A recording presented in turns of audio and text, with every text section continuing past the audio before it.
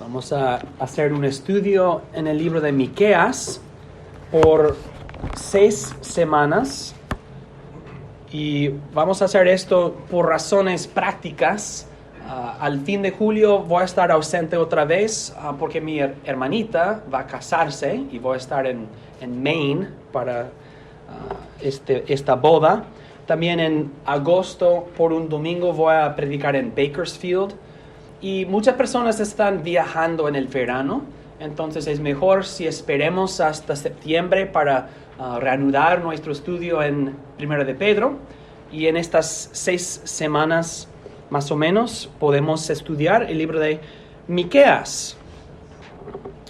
Entonces, lo que vamos a hacer es leer por Miqueas 1 y 2. El sermón será 2 capítulos de Miqueas 1 y 2, y durante la lectura voy a explicar lo que estamos leyendo y después vamos a hablar de 4 lecciones o 4 aplicaciones que provienen de estos 2 capítulos. Entonces, una lectura de 2 capítulos con comentarios durante la lectura y luego 4 aplicaciones o lecciones después al fin o la segunda parte del sermón.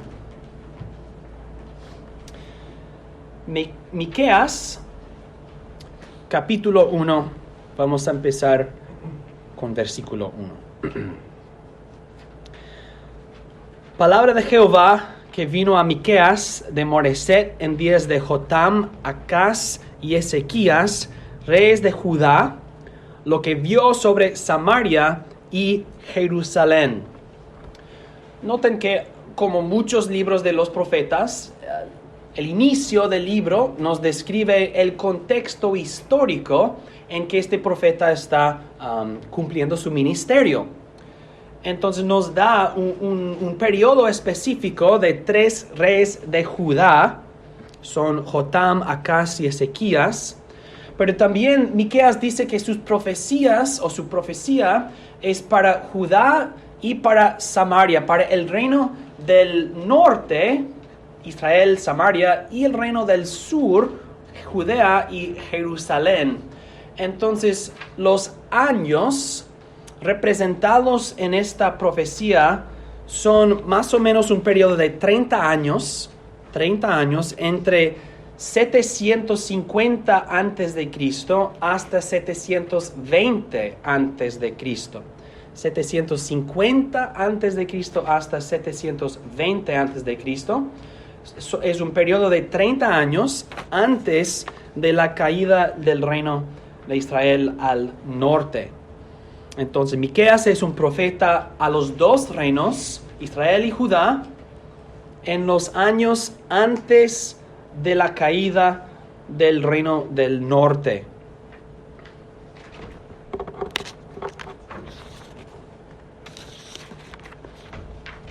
Versículo 2.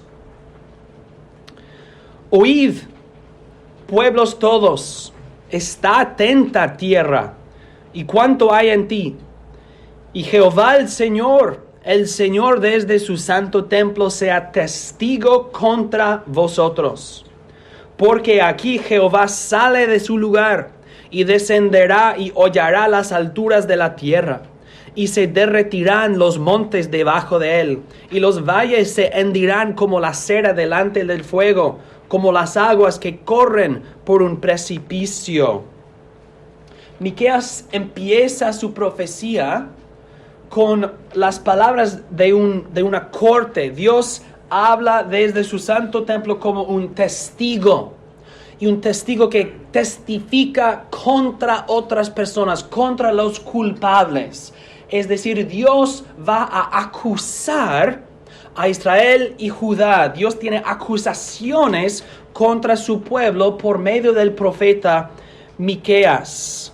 Y Dios vendrá en juicio sobre su pueblo. Este lenguaje de Dios descendiendo sobre la tierra y causando destrucción es el lenguaje de Dios juzgando a la tierra.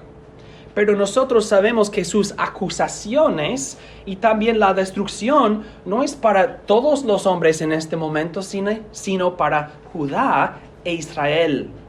Dios está acusando y juzgando a su propio pueblo. Pero ¿por qué es que Dios juzgaría tan fuertemente a su pueblo? ¿No se complace Dios en bendecir a su pueblo? ¿Por qué entonces destruiría Dios a su pueblo o juzgaría Dios a su pueblo? Miqueas nos dice en versículo 5, ¿por qué toda la destrucción? Versículo 5, todo esto por la rebelión de Jacob, es decir, de Israel, y por los pecados de la casa de Israel. ¿Cuál es la rebelión de Jacob? ¿No es Samaria? ¿Y cuáles son sus lugares altos de Judá? ¿No es Jerusalén? Miqueas está acusando al reino del norte y el reino del sur de idolatría en sus ciudades capitales. Samaria es la capital del reino del norte y Jerusalén es la capital del reino del sur. Es así.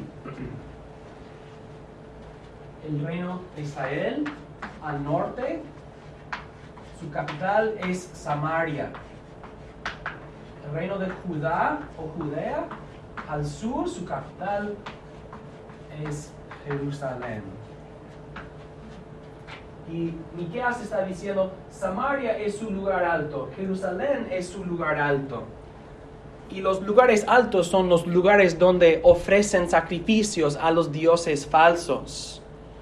Y Dios está diciendo, en Samaria ustedes practican la idolatría, en Jerusalén ustedes practican idolatría, y en el reino del norte y el reino del sur.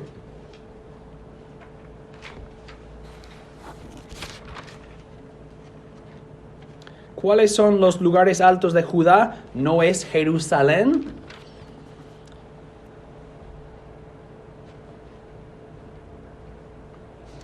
Si ustedes se acuerdan de la historia de Israel, después de Salomón, cuando el reino fue dividido,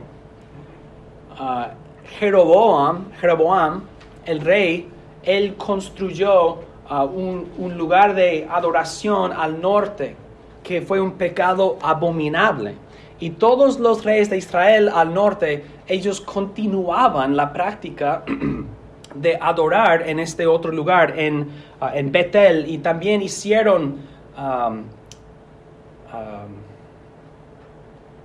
becerros, pues hicieron ídolos de oro, y los israelitas adoraron a esos ídolos de oro. No vinieron al templo en Jerusalén, al contrario, adoraron a los ídolos. Pero Judá también fue culpable de la idolatría. Ellos también practicaban. En Judá, en Jerusalén, tenían el templo verdadero, pero aún así practicaban la idolatría. Miqueas continúa. Si los reinos de Dios, o si el reino de Israel y el reino de Judá se han metido en la idolatría, ¿cuál es la recompensa? ¿Cuál es la condenación, el castigo? Versículo 6. Haré pues de Samaria montones de ruinas y tierra para plantar viñas, es decir, una tierra con nada. Hay un campo vacío, tú puedes plantar. Haré pues de Samaria montones de ruinas y tierra para plantar viñas, y derramaré sus piedras por el valle y descubriré sus cimientos. Y todas sus estatuas, sus ídolos, serán despedazadas, y todos sus dones serán quemados en fuego, y asolaré todos sus ídolos, porque de dones de rameras los juntó, y a dones de rameras volverán. Si ustedes recuerdan, cuando los israelitas, después del Éxodo, o durante el Éxodo, cuando ellos hicieron el becerro de oro, Moisés pulverizó el ídolo y lo puso en agua, y los israelitas tenían que tomar o beber su ídolo en líquido, y causó mucha enfermedad. Dios está diciendo lo mismo aquí. Sus estatuas serán despedazadas, todos sus dones quemados en fuego, asolaré a todos sus ídolos, Y luego dice, lo que ustedes han creado, ustedes van a sufrir.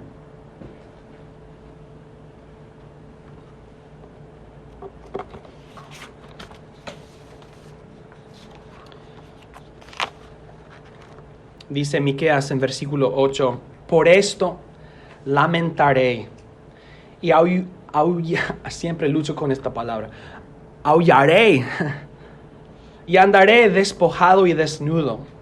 Haré aullido como de chacales y lamento como de avestruces. Los pobres profetas siempre tenían un mensaje que ellos mismos no querían compartir.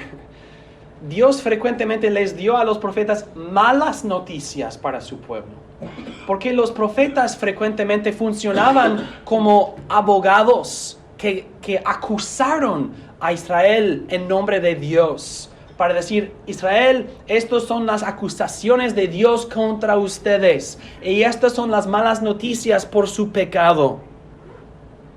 Miqueas entonces dice que él lamenta por el sufrimiento de su pueblo que merecen por su propia idolatría y su propio pecado. Y luego en versículo 9, Miqueas empieza a dirigirse a Judá. Los versículos anteriores hablaban de Samaria, Israel al norte. Ahora en versículo 9 habla de Judá al sur. Porque su llaga es dolorosa y llegó hasta Judá. La idolatría o la acusación de idolatría no aplica solamente a Samaria e Israel al norte, sino también Judá y Jerusalén son culpables de la idolatría. Llegó hasta la puerta de mi pueblo, hasta Jerusalén. No lo digas en Gat, voy a pausar una vez más. Desde versículo 10 hasta el fin del capítulo es como un repaso es como un viaje por los pueblos de Judá. El pecado de Judá es por todas partes y entonces todos van a sufrir y todos deben lamentar. No lo digáis en Gat, ni lloréis mucho.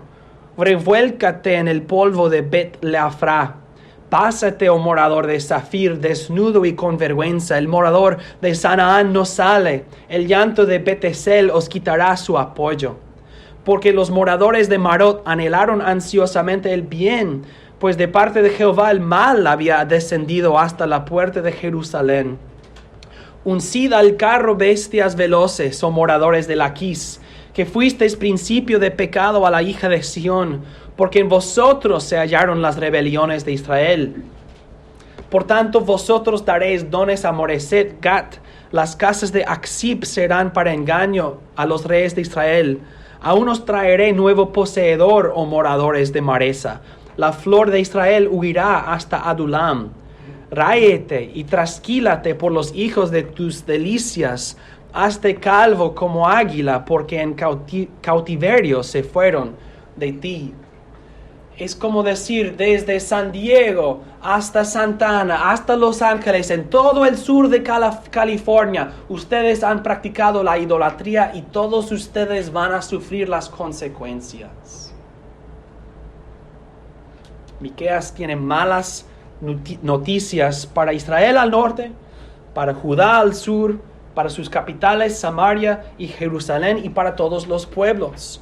Noten en particular que en versículo 12 dice, los moradores de Marot anhelaron ansiosamente el bien, pues de parte de Jehová el mal había descendido hasta la puerta de Jerusalén.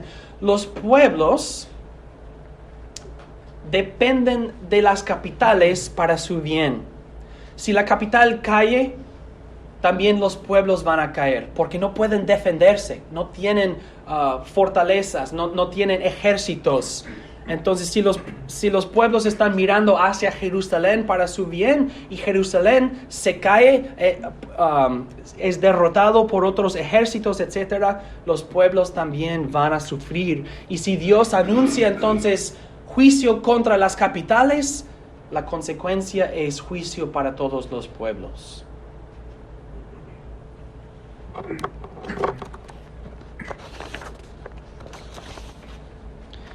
Miqueas 1, entonces, es una declaración clara del juicio de Dios sobre Israel y sobre Judá por su idolatría.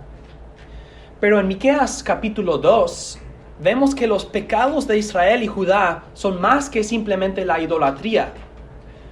La primera parte de la ley de Dios manda que amemos a Dios sobre todo. La segunda parte de la ley de Dios manda que amemos a nuestro prójimo como a nosotros mismos. Y en Miqueas 2 hay acusaciones contra Israel y Judá por sus pecados contra sus prójimos, contra los hombres. Entonces vamos a leer capítulo 2 con comentarios para explicarlo. Más pecado en Israel, más pecado en Judá. Versículos 1 al 5. Ay de los que en sus ay de los que en sus camas piensan iniquidad y maquinan el mal, y cuando llega la mañana lo ejecutan, porque tienen en su mano el poder.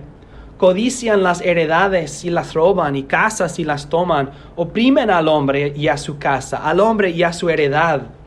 Por tanto, así ha dicho Jehová: He aquí yo pienso contra esta familia un mal del cual no sacaréis vuestros cuellos, ni andaréis erguidos, porque el tiempo será malo.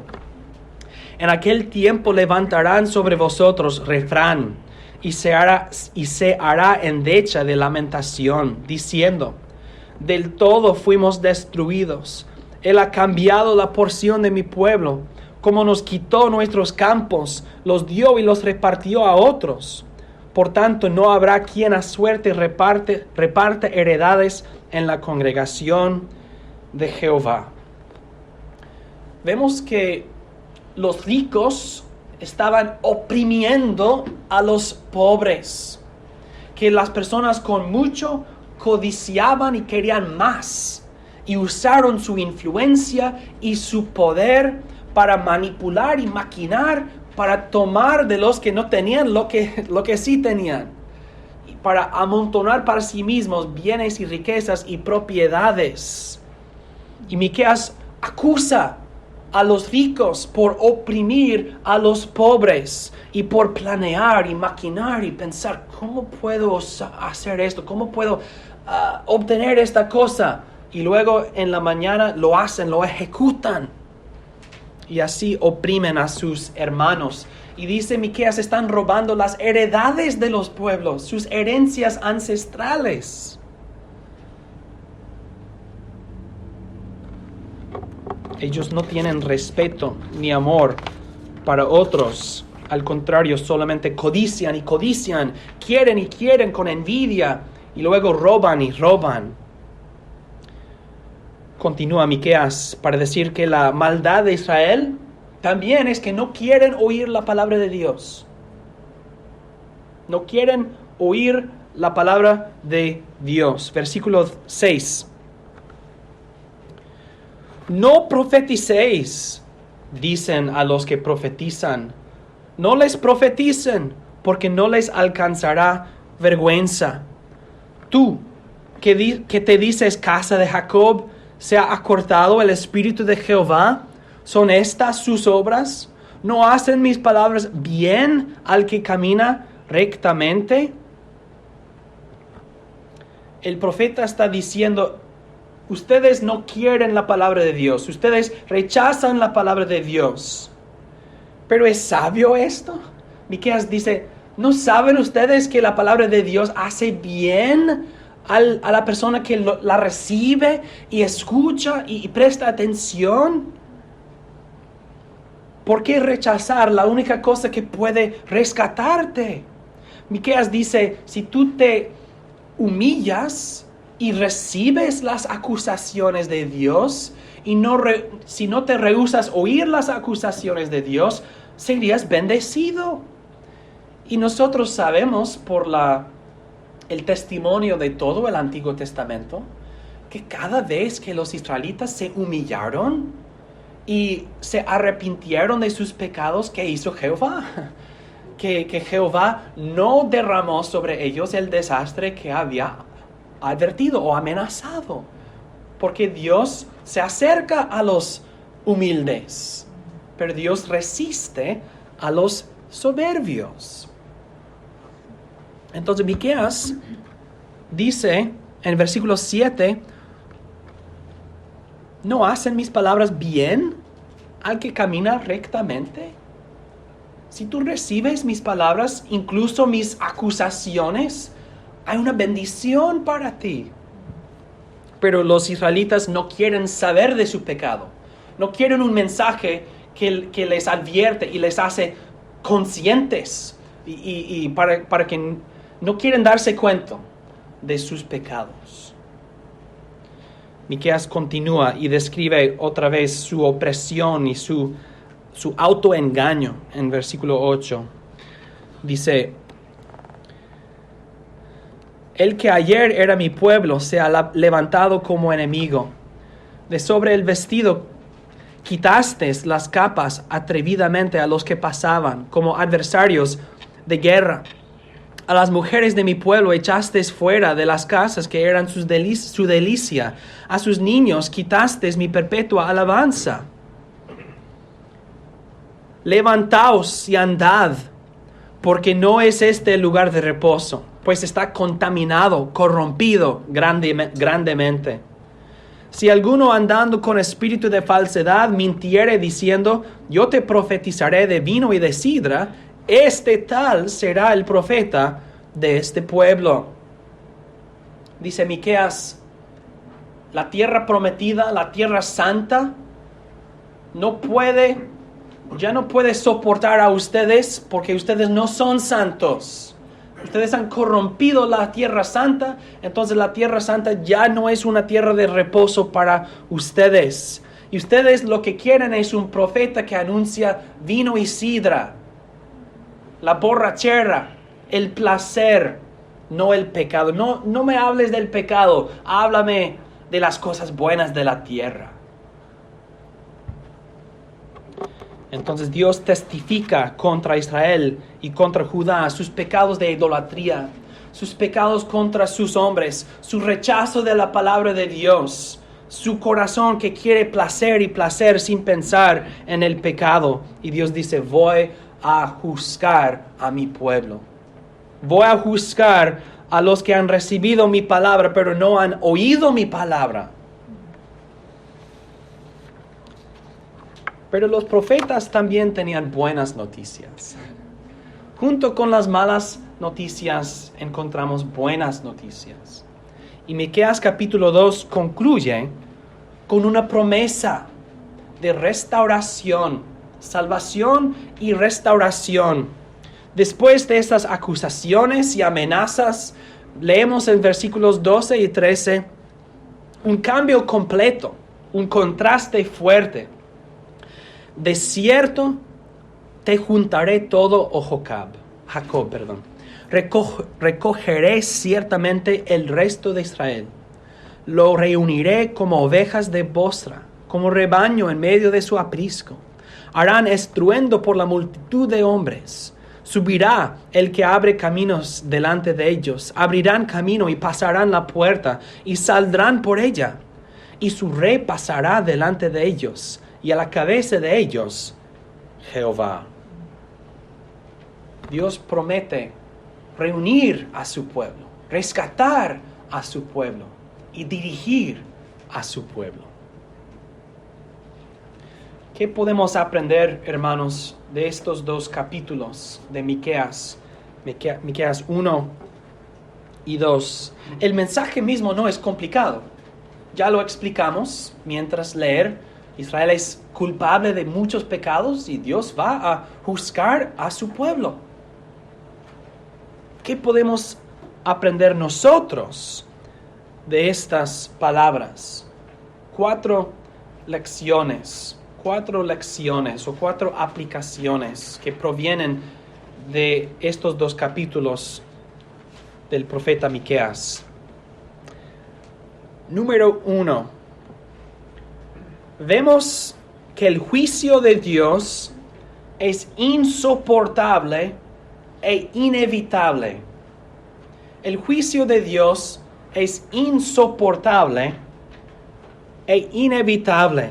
Cuando Miqueas anuncia la venida de Dios en juicio, al principio de capítulo 1, usa lenguaje que espanta, lenguaje que nos sorprende, que montes serán destruidos y valles abiertos y mucho más. Palabras que describen una destrucción que yo no puedo imaginar. En este viaje que hicimos en el Mediterráneo, visitamos el lugar que se llama Naples o Napoli, donde hay un volcán, Vesubio. Y Vesubio destruyó a muchas ciudades alrededor de ello. Pompeo, sobre todo, es la ciudad más famosa. Y no visitamos a Pompeo, sino a otra ciudad en la región que se llama Herculáneo. Y cuando uno visita la ciudad, uno puede ver el volcán Vesubio. Y uno está en la ciudad y entonces uno puede imaginar, en cierta manera, la destrucción y el miedo y el terror de los que sufrieron la muerte de calor y fuego y mucho más, atrapados entre el mar que el terremoto causó una, ¿cómo se llama?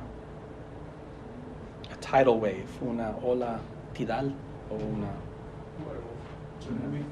un tsunami, gracias. Un tsunami de este lado y el volcán de este lado y no había escape. Sufrieron una muerte horrible.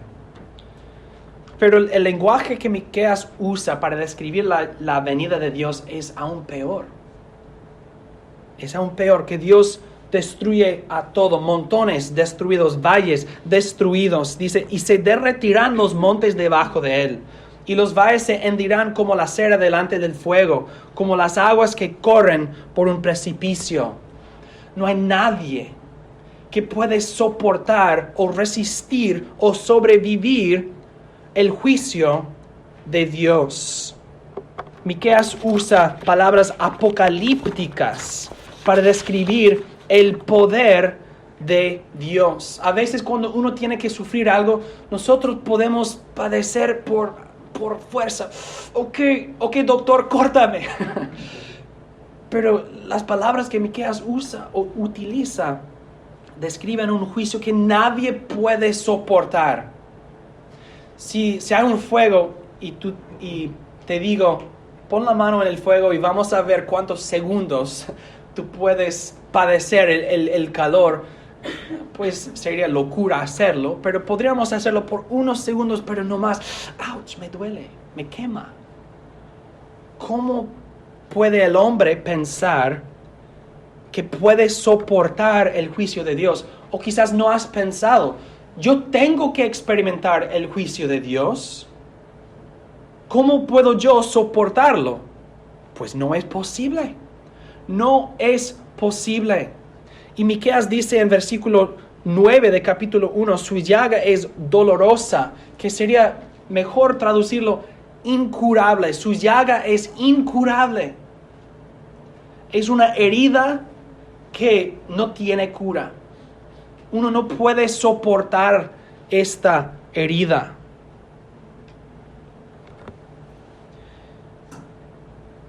Y nosotros debemos contemplar la realidad que la destrucción de Samaria y la destrucción de Jerusalén son una imagen de un juicio peor contra todos los hombres que pecan contra Dios.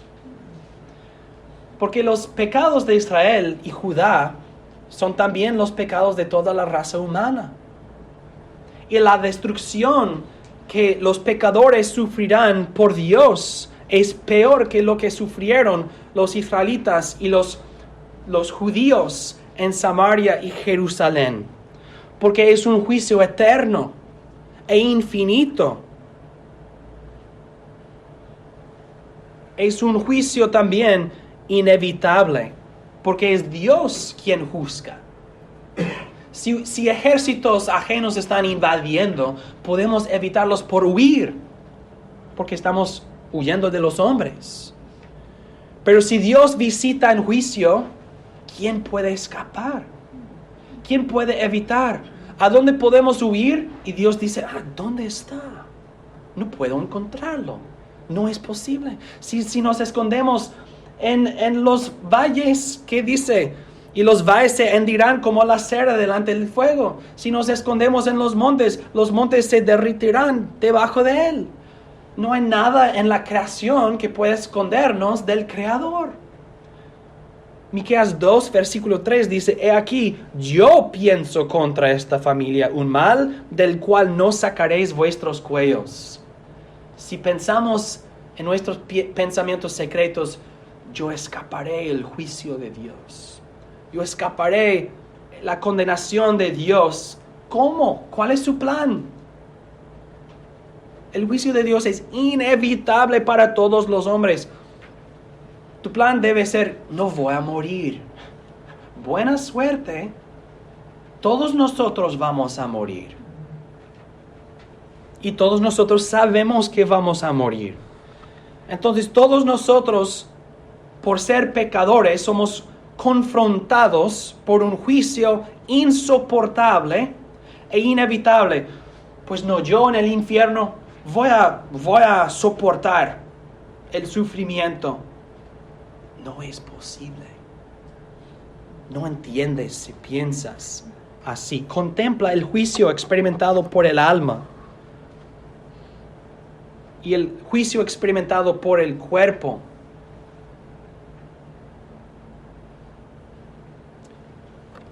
Los hombres hoy dicen, no profeticéis, no queremos oír estas cosas. No nos anuncies las malas noticias. Pero es necesario anunciar el juicio insoportable e inevitable de Dios para todos los pecadores. Y este juicio empieza al morir, cuando el alma del malvado es enviado al infierno, y entonces el sufrimiento del alma empieza. El sufrimiento del alma, su desesperación, su desesperanza, su culpa, su odio, su locura, también su remordimiento, no remordimiento santo, sino un remordimiento. Yo pude haber creído, yo conocí las buenas noticias, pero no creí. No es un remordimiento santo, es un remordimiento de locura. ¿Por qué no? ¿Por qué no creí? ¿Por qué no creí? Porque no me rendí al Señor. Y esto continúa y continúa y continúa para siempre, la desesperanza. No hay escape. Yo pude haber creído cuando había salvación, pero ya no hay. También el odio. Dios no debe haberme condenado, pero también la conciencia que siempre acusará, pero yo sé que soy culpable. Y esta locura en el alma. Pero esto es solamente el principio de los sufrimientos del no creyente en el infierno, porque esto es solamente el sufrimiento del alma. Pero cuando viene el Señor Jesucristo, levantará a todos los hombres, los creyentes y los no creyentes, y luego los no creyentes tendrán un cuerpo y sufrirán en cuerpo y alma para siempre. En el lago de fuego, siempre quemándose pero no quemados, es decir, quemándose pero sin convertirse en cenizas, siempre muriéndose sin morir. Entonces, el sufrimiento del cuerpo, un cuerpo levantado específicamente para sufrir, y un alma siempre con la locura de yo pude haber creído pero no creí. Porque no hay esperanza, no hay rescate ahora, no hay salvación. ¿Qué voy a hacer? No puedo escapar. La locura del alma, el sufrimiento del cuerpo que sucede todos los días. El juicio contra Samaria y Jerusalén fue horrible, pero fue cortado. Este sufrimiento fue finito y limitado. el sufrimiento del pecador en el infierno es infinito y eterno. Y esto es el destino de todos los pecadores. Todos los pecadores, todos los hombres. Pero las buenas noticias son en lección 2, que ninguna condenación hay para los que están en Cristo Jesús. Ninguna condenación hay para los que están en Cristo Jesús. Ni un purgatorio. Ni un purgatorio para los que están en Cristo Jesús. Miqueas concluye capítulo 2 con una promesa maravillosa, que Dios mismo actuará para salvar a su pueblo.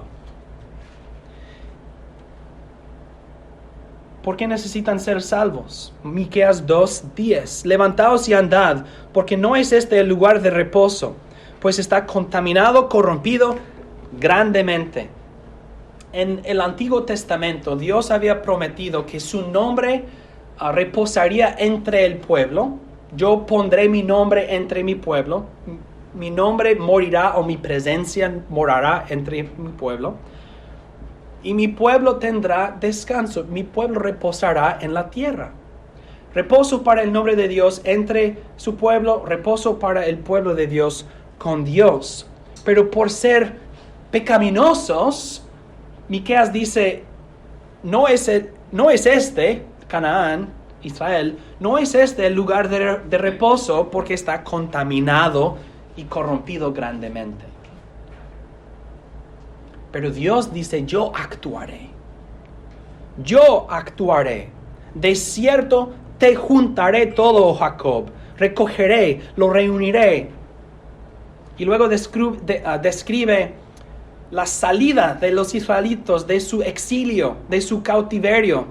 Subirá el que abre caminos delante de ellos. Hay alguien que abrirá lo que ellos no pueden abrir. Abrirán camino y pasarán la puerta, escaparán, saldrán por ella. Y cuando salen de su cautividad y su cautiverio, ¿quién dirigirá al pueblo? Dice, y su rey pasará delante de ellos. ¿Quién es el rey prometido? Y a la cabeza de ellos Jehová. Es un paralelo. El rey dirigirá al pueblo. ¿Quién está a la cabeza de ellos? Jehová. Jehová es su rey. Jehová mismo será su rey y dirigirá a su pueblo para escapar de su esclavitud. Y nosotros sabemos que esto describe en palabras claras al Señor Jesucristo. Que Él nos salvó de nuestra esclavitud, de nuestra cautividad en el pecado, de nuestro destino para la destrucción, para la condenación en el infierno. Que el Señor Jesucristo sufrió en la cruz nuestro castigo. Que Él ha bebido y tragado hasta la última gota la ira de Dios contra nosotros, para que Pablo pueda pronunciar en Romanos 8 que ninguna condenación hay, pues, para los que están en Cristo Jesús. El juicio de Dios es insoportable e inevitable, pero Jesús soportó. Jesús sufrió en nuestro lugar. Jesús no evitó la ira de Dios. Él puso su cabeza, puso su cara para ir a la cruz de Calvario, para sufrir en nuestro lugar.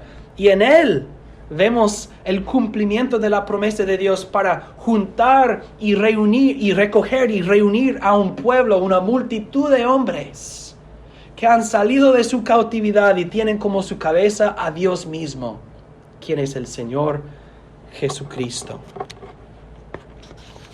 Y la verdad es que Jesús continúa haciendo esto, recogiendo y reuniendo a una multitud de hombres con Él como su cabeza, como su rey. Pero ¿quiénes son los que reciben salvación en Jesucristo? Hemos dicho que el destino de todos los hombres por ser pecadores es el infierno. ¿quiénes son los que escapan este infierno y son salvos en el Señor Jesucristo? Vemos que son los que aceptan el mensaje de su condenación, aceptan el mensaje de su pecaminosidad y confían en el Señor Jesucristo. En Miqueas 2, 6 al 7, hay un contraste entre los israelitas y los judíos que no quieren oír, no quieren las malas noticias, pero Miqueas que dice, ¿no sabes que la palabra de Dios te hace bien? Que en la palabra de Dios hay una bendición para ti. Los que se humillan delante de Dios y aceptan su pecaminosidad y por eso huyen no de Dios, sino a Dios en el Señor Jesucristo. Ellos son los que reciben la salvación.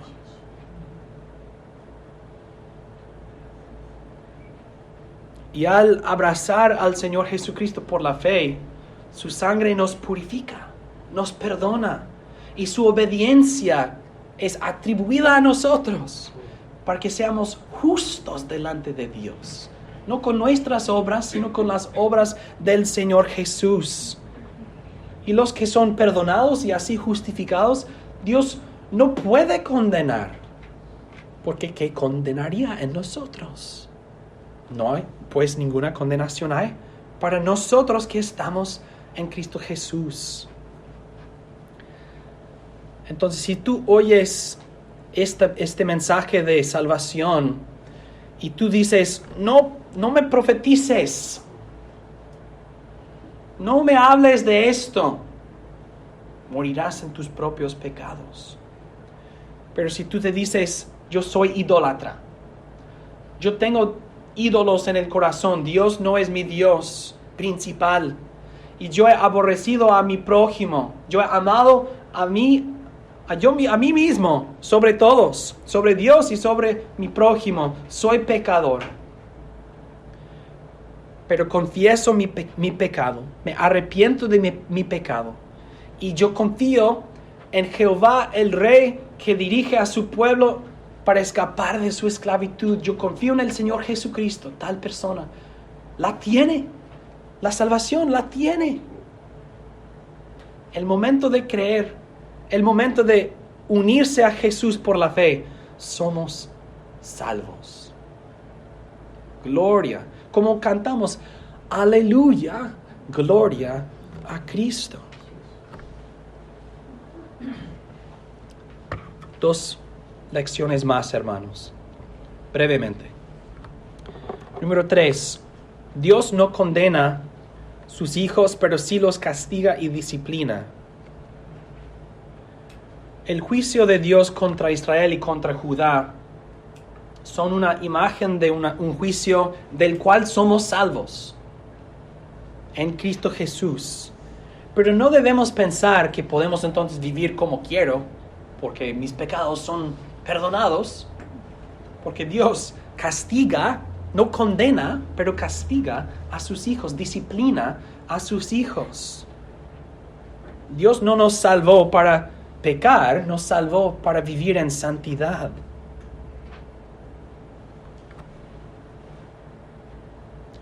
Y el Hijo de Dios que vive como un hijo de Satanás debe leer primero de Juan, que te dice, no eres un hijo de Dios, eres un hijo de Satanás. Finalmente, número 4. Dios nunca abandona ni abandonará a su pueblo. En el pasado, yo pensaba, no sé si fue por un sermón o un libro, es probable que es mi culpa y ya.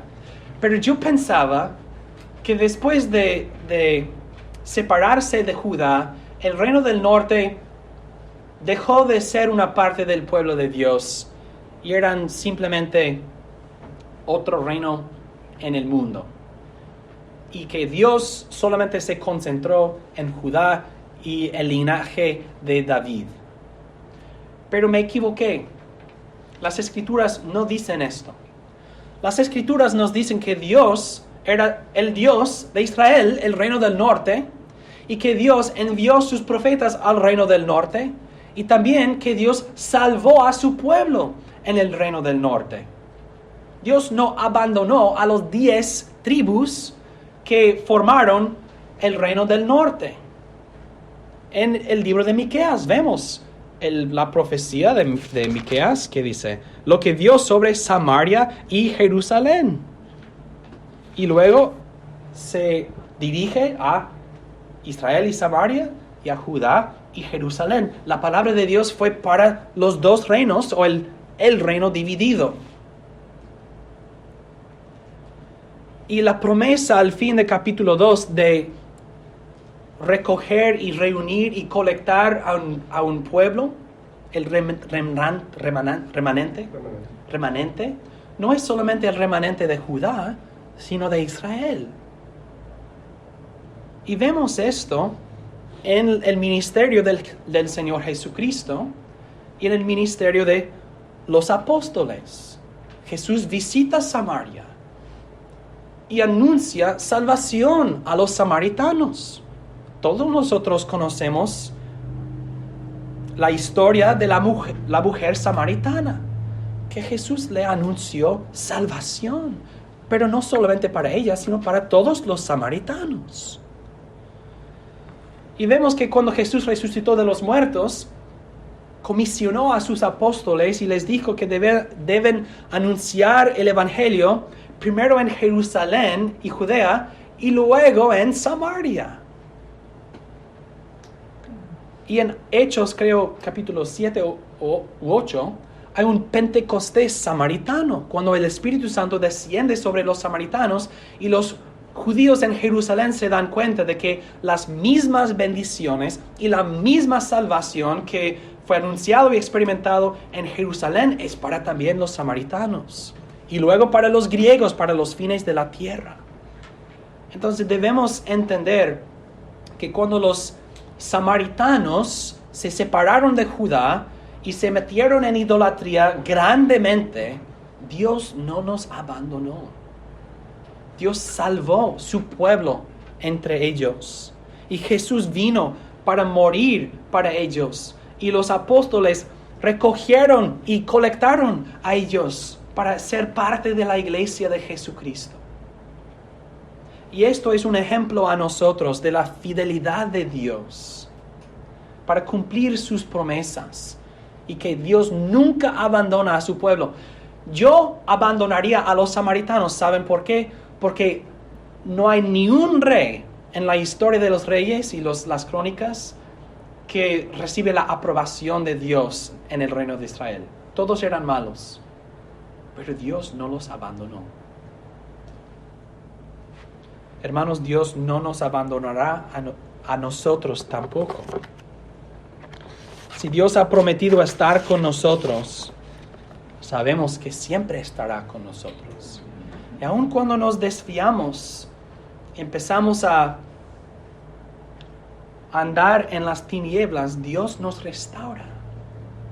Dios nos protege por el ministerio de la palabra, por el ministerio de su Espíritu en nosotros, por el compañerismo de los santos y más. Dios no es un Padre negligente.